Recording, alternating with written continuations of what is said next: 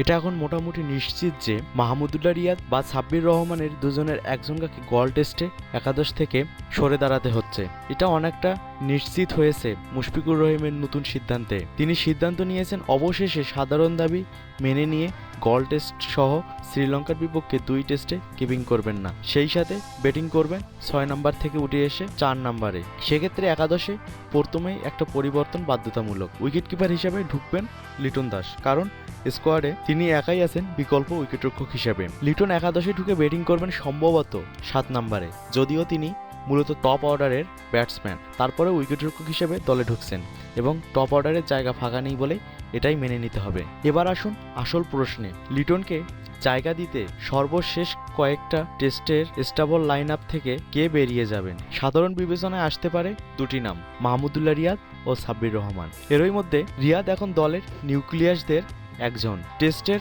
Most senior 4 জনের একজন। তাকে হুট করে বাদ দেয়া ছেলের হাতের মোয়া নয়। যদিও মাঝে লম্বা সময় টেস্টে 50 ছিল না বলে সমালোচনা সম্মুখীন হতে হয়েছে, কিন্তু ভারতের বিপক্ষে 50 পেয়েছেন, ফলে তাকে বাদ দিতে বিরাট আগুনে ঝাঁপ দেওয়ার মতো সাহস দেখাবে না বিসিবি। শেষ ও সবচেয়ে সহজ টার্গেট সাব্বির। মাত্র 5টি টেস্ট খেলেছেন, ভয়ানক সব পরিস্থিতিতে দাঁড়িয়ে 3টি 50 করেছেন।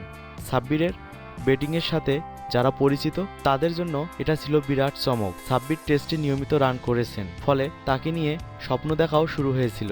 কিন্তু মুশফিকুর রহিমের এমন সিদ্ধান্তে হয়তো তাকে তার জায়গা ছেড়ে দিতে হবে, কেননা সাব্বির রহমান ছাড়া হয়তো আর কোনো অপশন হাতে নেই নির্বাচক।